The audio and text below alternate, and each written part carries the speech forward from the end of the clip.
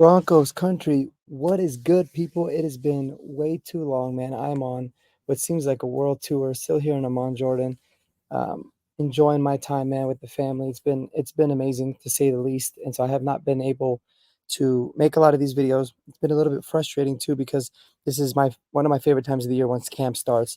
But I know that y'all getting some great content from David Talks Broncos. He's always putting out some great stuff, and of course, a lot of the local media members on YouTube as well.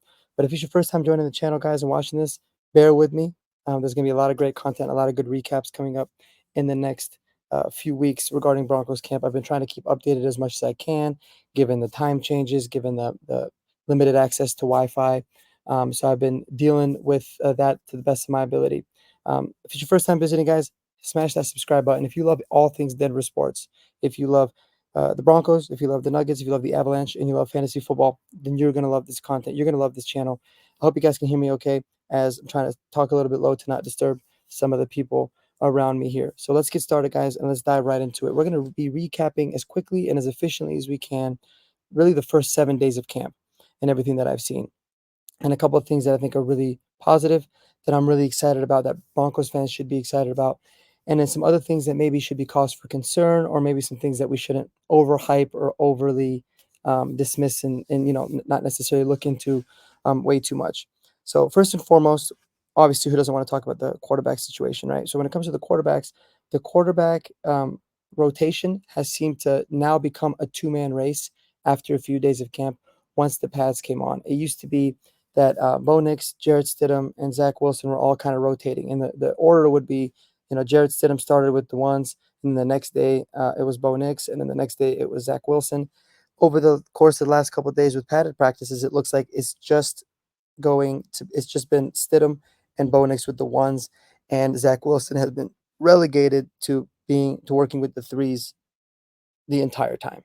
Um, Cecil and Mace talked about this a lot on their podcast. I wouldn't look too far into it, but I do think that you are going to start seeing it become more of a two-man race. I don't think it's very surprising. Um, I wasn't interested with the Zach Wilson signing when we first signed him because of the type of hype that he has, the kind of um, raw talent that he has. Right? He's had a lot of bad moments in his career. Obviously, he's looked worse a lot more often than he's looked very, very good. But you see those flashes, and it's very, very intriguing.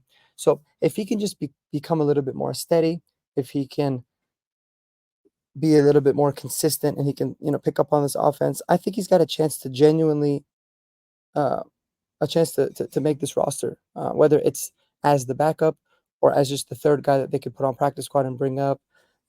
Because don't forget, guys, it's really important to know that Jarrett Stidham does have a $7 million cap hit this year that the Broncos can get out of if they need to. Now, does it mean that they're going to, um, because they want to save the money? No, they need to ensure that whether Jarrett Stidham is starting on week one or whether he's going to be the backup, they if he's going to be a really solid option as a backup, then he's worth every penny of that $7 million. But if there's not really a big difference between Zach Wilson and Jarrett Stidham, once it's all said and done, once they've played some preseason games and gotten some more practice under their belt, then that's when the decision could come into fruition.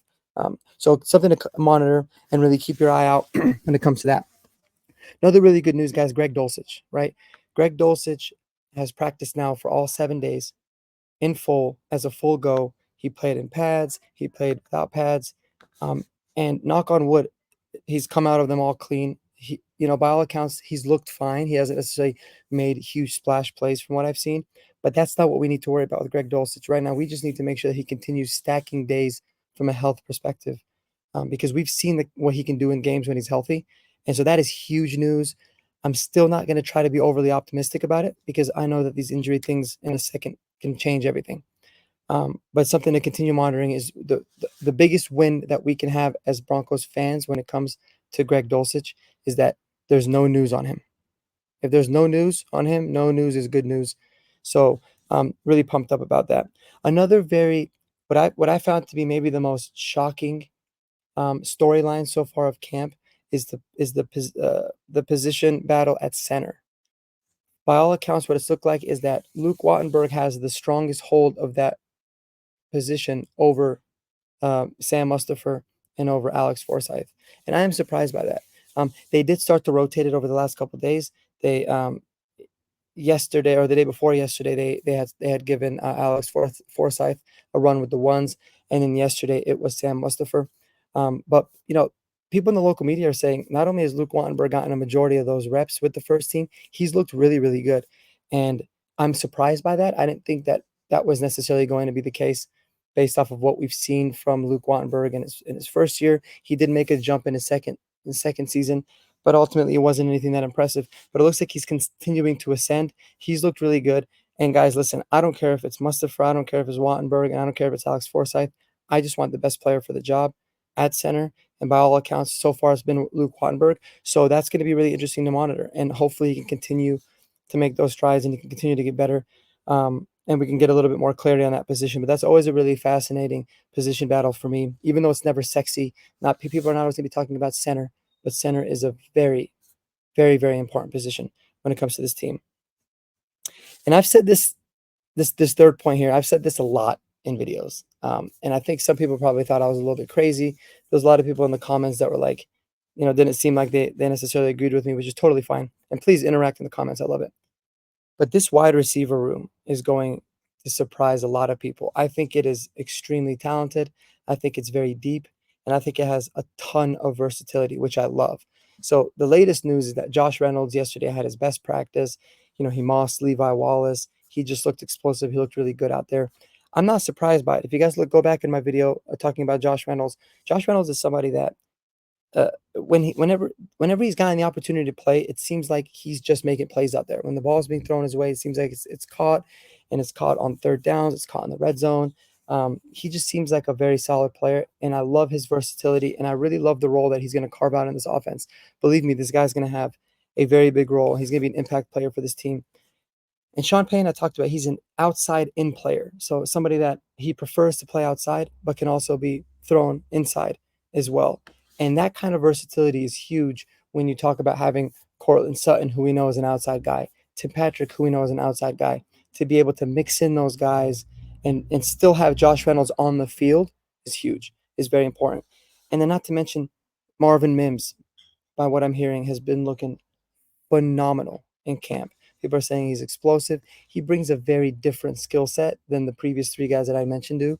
And I'd even like to see him in more of a Deebo Samuel type of role, used like that, where he's lined up in the backfield. He might be taking off, handoffs from the quarterback, or short screen passes where you have some blockers, because now you can have Josh Reynolds, who's a really good blocker as a wide receiver, Tim Patrick, very good blocker, Courtland Sutton, very good blocker. So you have three receivers that are really good blockers out on the field, blocking in addition to the offensive linemen and the running backs, with a guy as explosive as Marvin Mims coming out. So he brings a dynamic to this offense that I think's been missing for a really, really long time.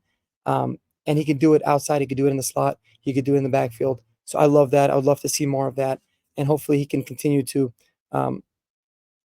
ascend as a player and become a little bit more complete when it comes to him being a wide receiver, because we know what he can do as a return man.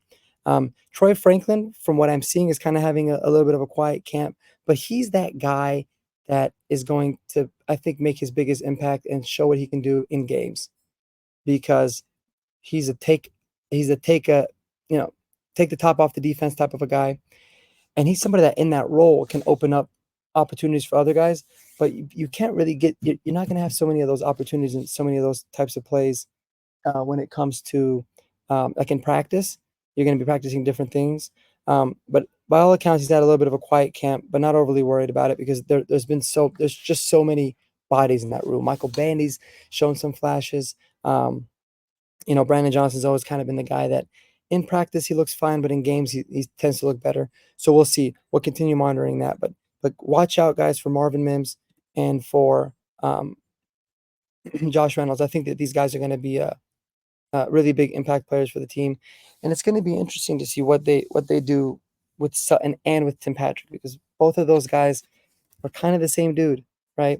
So we'll see what ends up happening there. But ultimately, I think that's going to be the core four for this wide receiver team, is going to be Sutton, Patrick, Reynolds, and Marvin Mims. So super excited about that. And lastly, guys, by all accounts, it looks like the defenses looked great. And this could be one of those things. The defense is always going to look better when it comes to um, camp. They're always going to be one step ahead. They've got continuity there, really across the board. So they've looked really good. It looks like the D line's really shored up a lot of stuff like that. So that's really important for a team that's going to focus on playing good defense and running the ball and being efficient, playing mistake-free football, especially if Bo Nix is the starter week one. Um, so I don't look too much into that, like, oh, the defense looked great, because it could be that the defense has looked great, the offense has not looked good, right? So we're not really going to know how good the defense has looked until the games start being played and you start maybe bringing in those joint practices is going to be a really big test for us as well. So something that I'm certainly looking forward to when it comes to the defense overall. But the battle for the cornerback two position has been really fascinating as well. It seems like Levi Wallace right now is the favorite. He is that veteran. He's somebody that can come in, get the job done, really solid. He's actually looked pretty decent during camp at times. But mixing in, Riley Moss and Damari Mathis, this is really the three-man race that we had anticipated going into camp. So I think that we're just gonna have to see, okay, who's going to take us the stronghold of that position? Who's going to make that jump? And is it going to be, preseason games that determine that? Is it going to be strictly on practice? How are they going to mix and match those kinds of things? If it was me, I would look at the Broncos should really entertain having at least one of the preseason games where Patrick Surtain doesn't play, but you have two of the three guys as the starters to really be able to get see how does Riley Moss look against another team's number one wide receiver? How does Damari Mathis look against another team's wide receiver? Same with Levi Wallace. Getting more reps for those guys. We already know what Patrick Surtain is. He's the best corner in the league. If it was up to me, to be honest with you, I probably wouldn't even play him the entire preseason. So it'll be interesting to see how that all plays out as well. Um, but guys, listen, I got to go. I appreciate you guys bearing with me during this crazy time of me traveling. But you guys are in good hands with a lot of these other great local media guys. But don't give up on me, y'all, because I got some good things going. So don't forget, spend some time with those people that you love, and just hope you guys enjoy the rest of your day. Enjoy Broncos camp, and let me know what you guys want to talk about. Let me know what you guys want to discuss. Hit me up in the comment section below. What's been your major storyline, or maybe what's something that shocked you in a good or a bad way so far through these first 7 days? Mile high salute, guys. Peace out as always, and stay safe. We'll talk to y'all later. Peace out.